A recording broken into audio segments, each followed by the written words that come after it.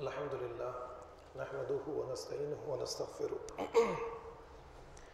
ونعوذ بالله من شرور أنفسنا ومن سيئات أعمالنا من يهده الله فلا مضل له ومن يضلل فلا هادي له وأشهد أن لا إله إلا الله وحده لا شريك له وأشهد أن محمدا عبده ورسوله أرسله بالحق بشيرا ونذيرا يا أيها الذين آمنوا اتقوا الله حق تقاته ولا تموتن إلا وأنتم مسلمون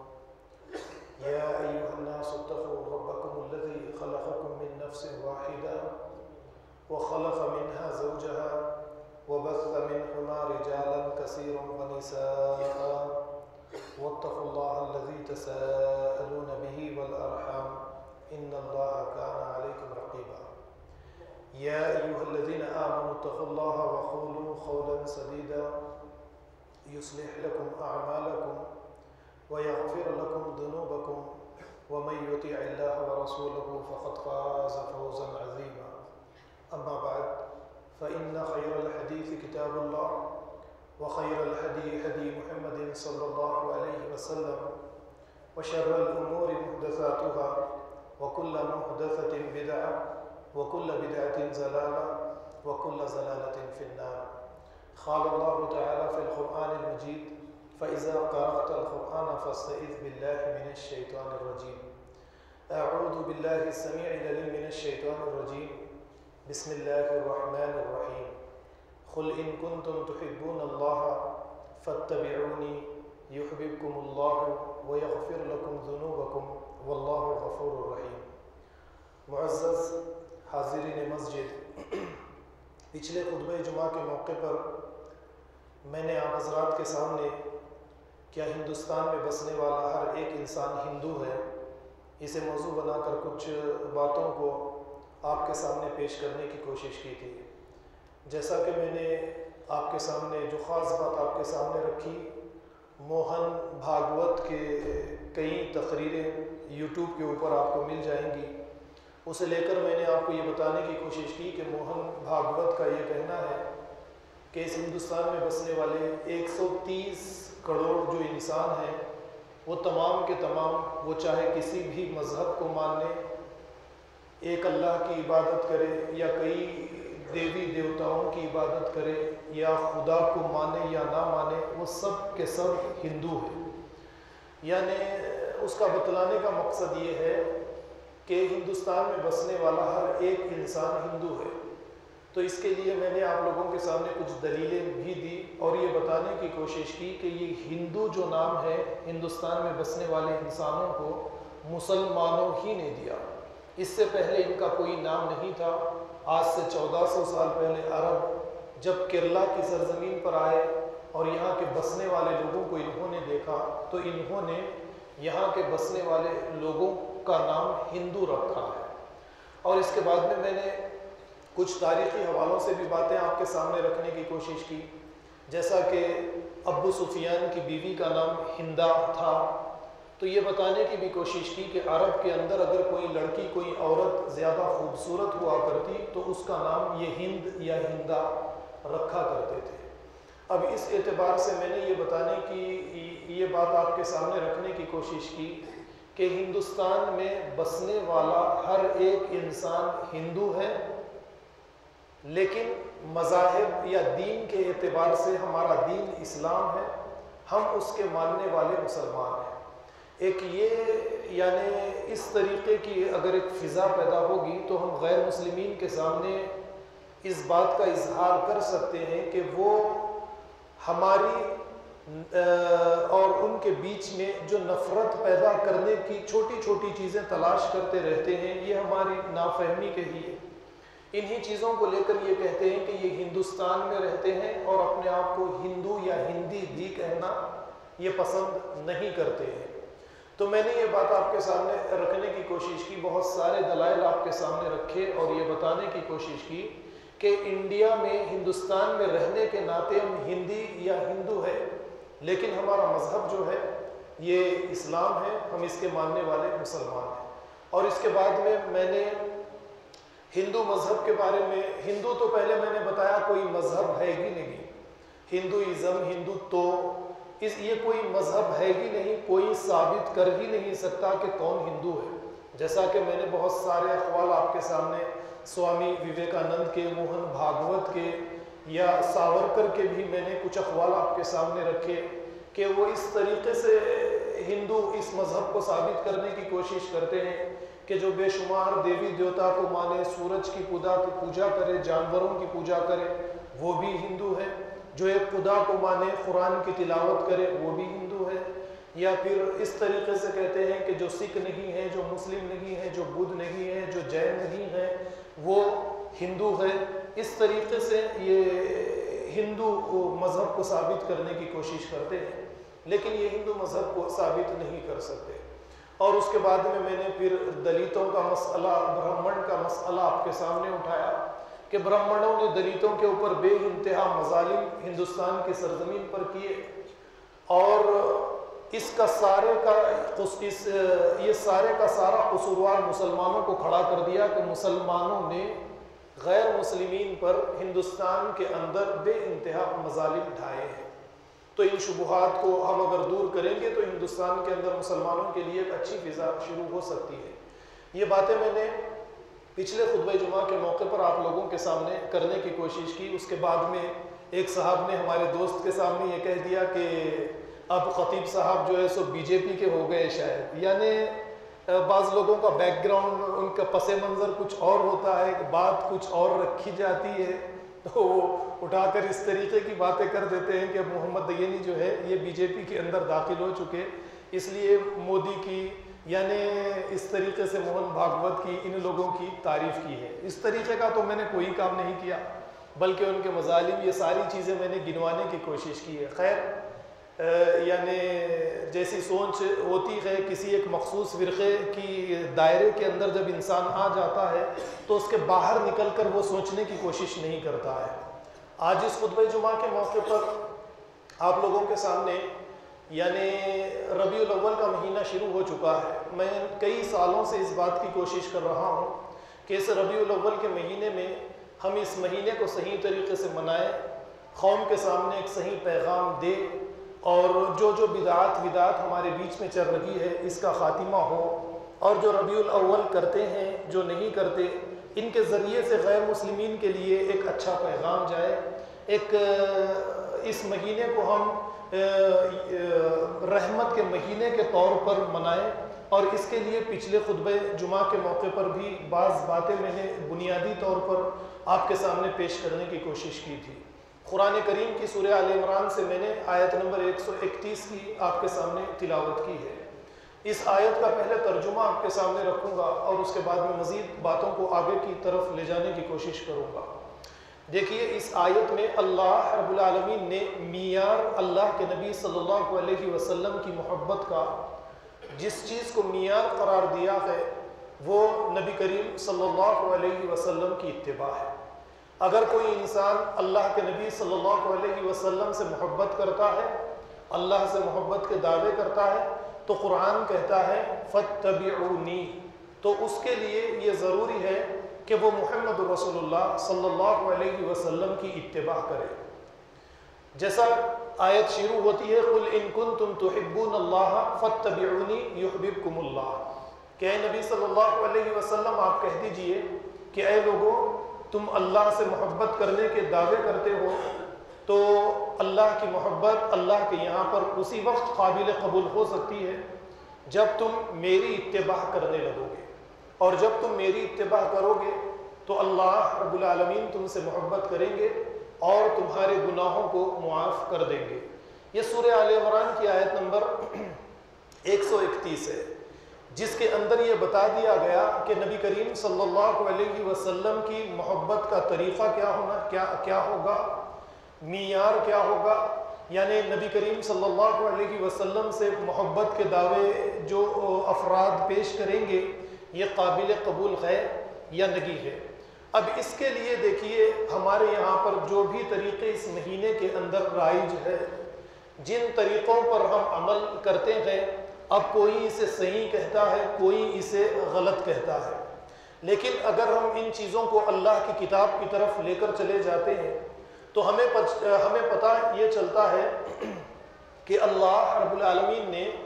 صحابہ کرام کے ایمان کو، صحابہ کرام کے طریقے کو،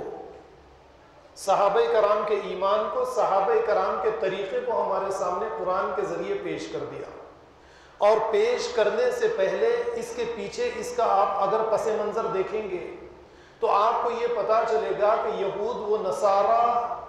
کہ ان گمراہیوں کا پہلے ذکر کیا گیا جس میں یہود و نصارہ آپس میں ایک دوسرے کو حق پر کہتے، ایک دوسرے کو باطل کہتے، یا اس طریقے سے جو کچھ بدعات انہوں نے حضرت عیسیٰ کے نام پر، موسیٰ کے نام پر، سلیمان کے نام پر داخل کر لی تھی، ان تمام چیزوں کا رد کیا گیا، اور اس کے بعد میں صحابہ کرام کو ایک نمونے کے طور پہ صحابہ کرام کو پیش کیا گیا، اور یہ فرمایا گیا فَإِنْ آمَنُوا بِمِثْلِ مَا آمَنْتُمْ بِهِ فَقَدِ اهْتَدَوْا، کہ اگر تم صحابہ کے جیسا ایمان لاؤ گے تو تم ہدایت کے راستے پر رہو گے، اگر تم صحابہ کے جیسا ایمان نہیں لاتے تو تم ہدایت کے راستے پر لگی ہے۔ اب اس مہینے سے متعلق جتنی بھی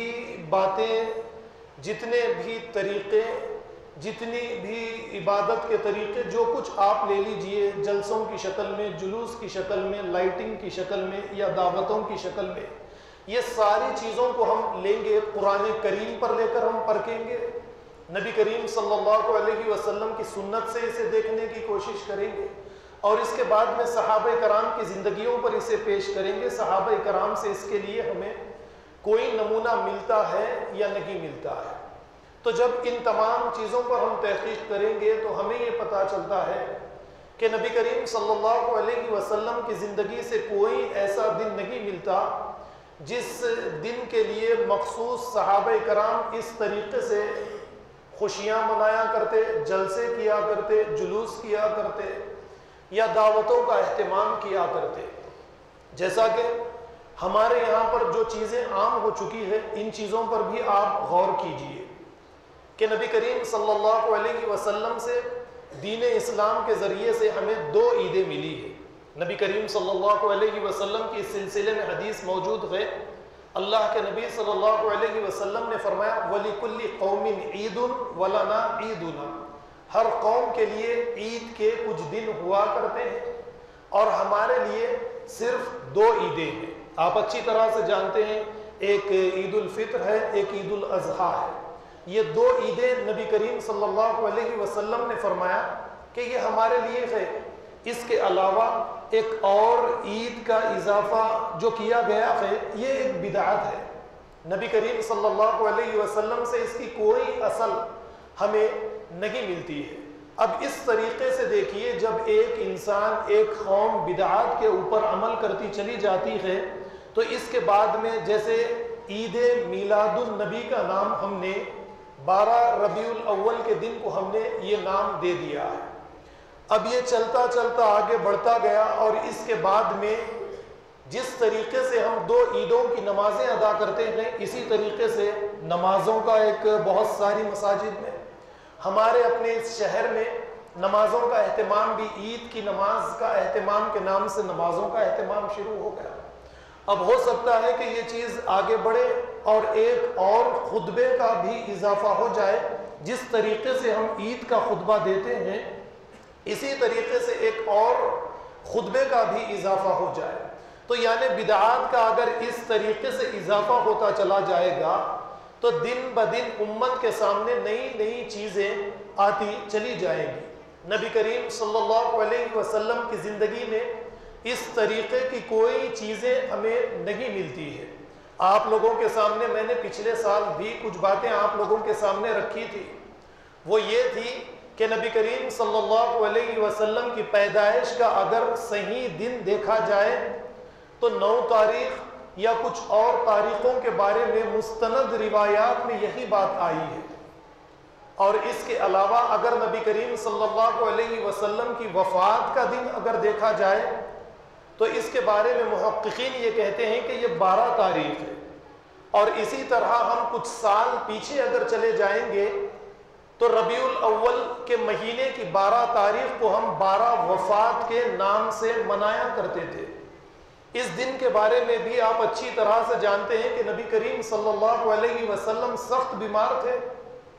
اور اسی دن آپ اس دنیا سے وفات پا گئے، اور اس موقع پر حضرت عمر کی حالت، حضرت فاطمہ کی حالت، تمام کے تمام صحابہ کرام کی کیا حالتیں تھیں، آپ بہت مرتبہ خطبات کے ذریعے ان باتوں کو آپ نے سنا ہے۔ اور اسی موقع پر جب حضرت عمر نے تلوار نکال کر یہ کہا تھا کہ جو یہ کہے کہ محمد رسول اللہ صلی اللہ علیہ وسلم وفات پا گئے، مر گئے، عمر اس منافق کی گردن کو اس کے جسم سے الگ کر ڈالیں گے، جس طرح موسیٰ علیہ السلام کوہ طور پر 40 دنوں کے لیے گئے، 40 راتوں کے لیے گئے، اسی طرح محمد رسول اللہ صلی اللہ علیہ وسلم گئے اور ایک روز واپس تشریف لے کر آئیں گے۔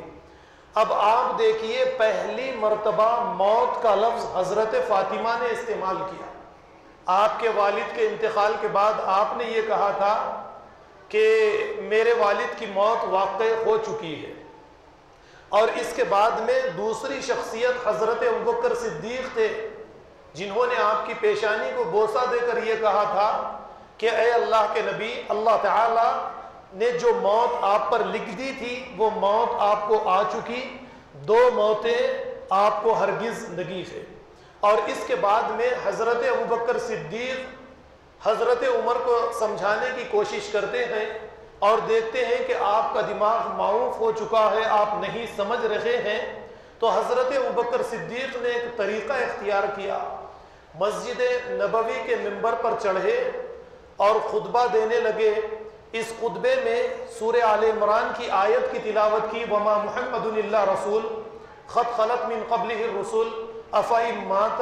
او قتل انقلبتم علی اعقابکم ومن ينقلب علی عقبیہ فلن یضر اللہ، کہ محمد صلی اللہ علیہ وسلم ایک رسول تھے، ایک رسول ہیں، اگر محمد صلی اللہ علیہ وسلم قتل کر دیے جائیں یا آپ کی موت واقع ہو جائے تو کیا تم دین سے ایڑیوں کے بل واپس چلے جاؤ گے؟ یعنی اس آیت کو صحابہ کرام کے بیچ میں حضرت ابوبکر صدیق نے پیش کیا، اور ساتھ ساتھ یہ بھی کہا وَمَنْ كَانَ مِنْكُمْ يَعْبُدُ مُحَمَّدًا فَإِنَّ مُحَمَّدًا قَدْ مَاتَ، اے لوگو تم کان کھول کر سن لو، جو کوئی محمد صلی اللہ علیہ وسلم کی غلامی کرتا تھا، جو محمد صلی اللہ علیہ وسلم کے پیچھے پیچھے چلا کرتا تھا، وہ کان کھول کر یہ سن لے کہ محمد صلی اللہ علیہ وسلم اس دنیا سے جا چکے، آپ کو موت آ چکی۔ اور پھر فرمایا وَمَنْ كَانَ مِنْكُمْ يَعْبُدُ اللَّهَ فَإِنَّ اللَّهَ حَيٌّ لَا يَمُوتُ، اور جو کوئی اللہ کی عبادت کرتا تھا وہ بھی یہ سن لے کہ اللہ زندہ ہے، اللہ کو کبھی موت نہیں آئے گی۔ اب میلاد النبی کے نام سے جس دن نبی کریم صلی اللہ علیہ وسلم کی وفات ہوئی، اس دن خوشیاں منانا، اور جو شخص یہ کہے کہ اللہ کے نبی کی وفات ہو گئی تو اس کے بارے میں برا بھلا کہنا، یہ غلط ہے۔ دیکھیے، سب سے پہلے یہ لفظ حضرت فاطمہ نے استعمال کیے، اس لفظ کا حضرت ابوبکر صدیق نے استعمال کیا، اور یہاں تک کہ حضرت فاطمہ یا حضرت عائشہ نے یہ تک کہا تھا صحابہ سے تدفین کے بعد میں کہ اے صحابہ، یہ تم لوگوں نے کیسے گوارا کر لیا کہ محمد رسول اللہ صلی اللہ علیہ وسلم کو خبر میں رکھا جائے اور ان کے جسم اتھر پر مٹی ڈال کر انہیں زمین کے اندر انہیں ڈال دیا جائے۔ تو آپ ذرا غور کیجئے کہ یہ کیفیت صحابہ کرام کی، ہماری ماؤں کی، اور اللہ کے نبی صلی اللہ علیہ وسلم کی بیٹیوں کی اس وقت میں یہ کیفیت تھی۔ اب یہ تمام کی تمام چیزیں جن کے بارے میں میں نے پچھلے سال بھی آپ لوگوں کے سامنے بعض باتیں پیش کی تھی کہ نبی کریم صلی اللہ علیہ وسلم کے انتقال کے 700 یا 800 سال کے بعد میں فاطمی، جنہوں نے بنو عباس سے خلافت کو حاصل کیا، جب یہ خلافت پر آئے تو انہوں نے مصر کی سرزمین پر ان کی خلافت تھی، انہوں نے پہلی مرتبہ میلاد النبی کا اہتمام کیا، یعنی نبی کریم صلی اللہ علیہ وسلم کی میلاد انہوں نے پہلی مرتبہ منائی، اور اس طریقے سے منائی کہ اپنی ساری ریاست کے اندر اسے نہیں منایا، بلکہ اپنے محل کے اندر انہوں نے اسے محدود رکھ لیا تھا۔ محل کے اندر نبی کریم صلی اللہ علیہ وسلم کی میلاد مناتے۔ نہ صرف انہوں نے اللہ کے نبی صلی اللہ علیہ وسلم کی میلاد منائی، بلکہ یہ حضرت حسین کی بھی میلاد مناتے، حضرت علی کی بھی میلاد مناتے، یا پھر اس طریقے سے دوسرے بعض صحابہ کی بھی یہ ان کے یہاں پر میلاد کے بعض دن موجود تھے، تو یہ اس طریقے سے میلاد مناتے، اور کچھ مٹھائیاں یہ اپنی ریاست میں رعایا کے بیچ میں تقسیم کرتے تاکہ یہ اس کام کے اندر انہیں بھی شریک کر لے۔ ان کا ایک مقصد تو یہ تھا کہ یہ اپنی خلافت یا اپنی بادشاہت کو اس طریقے سے بچا کر رکھے، لوگوں کے بیچ میں اس بات کا اظہار کرے کہ یہ اہل بیت سے بے انتہا محبت کرنے والے ہیں۔ تو دیکھیے جتنی بھی چیزیں آج بھی آپ دیکھ لیجئے، آپ کو پتا چلے گا سیاسی جماعتوں کے بارے میں، سیاسی جماعتوں کو اگر آپ دیکھیں گے تو یہ مذاہب کے مسئلے میں آپ اگر دیکھیں گے، مسلم ہیں، غیر مسلمین کے تہواروں کے اندر، ان کی تقریبوں کے اندر، ان کی پوجا پاٹ کے اندر اس لیے صرف ووٹوں کے لیے شریک ہو جاتے ہیں، اور کوئی غیر مسلم ہے تو یہ اسی طریقے سے مسلمانوں کے تہواروں کے اندر، تقریبات کے اندر، عیدوں کے اندر شریک ہو جاتے ہیں، اور بناوٹی مصنوعی طور پر یہ ایک دوسرے کی تعریف کر لیتے ہیں، دل میں کچھ اور رہتا ہے۔ یہ کس لیے ہے کہ زیادہ سے زیادہ لوگوں کو اپنی طرف مائل کرے، اپنے ووٹ بینک کو کسی نہ کسی طریقے سے باقی رکھے، اور اپنے آپ کو لوگوں کے بیچ میں سیکولر ثابت کیا جائے۔ تو یہی طریقہ اس دور میں بھی تھا، یعنی ان لوگوں نے اپنی کرسیوں کو، اپنی بادشاہتوں کو بچانے کے لیے یہ نئے کام لوگوں کے بیچ میں داخل کیے، اور اس کے بعد میں تو آپ جانتے ہیں کہ خلافت عثمانیہ عروج میں آئی، اور انہوں نے جو فاطمیوں نے جس چیز کو محل کے اندر تک محدود رکھا تھا، یہ خلافت عثمانیہ آنے کے بعد میں یہ چیز باہر آ گئی، اور جب سے لے کر آج تک عید میلاد النبی، پہلے تو 12 وفات کے نام سے ہم اس چیز کو مناتے تھے، لیکن اس کے بعد میں کچھ سالوں سے اسے عید میلاد النبی کا نام دے دیا گیا ہے۔ اب اس کے بعد میں یعنی کئی سال سے ہم اس بات کی کوشش کر رہے ہیں لگاتار کہ کسی نہ کسی طریقے سے اس چیز کو روکا جائے، اس چیز پر کنٹرول حاصل کیا جائے، لوگوں کو زیادہ سے زیادہ تعلیم اس بارے میں دی جائے کہ نبی کریم صلی اللہ علیہ وسلم کی وفات کے دن، آپ کے موت کے دن، گھروں کے اوپر لائٹنگ لگانا، دعوتوں کا اہتمام کرنا، خوشیاں منانا، ناچ گانے اور نعتوں کا اہتمام کرنا، یہ ساری چیزیں غلط ہیں۔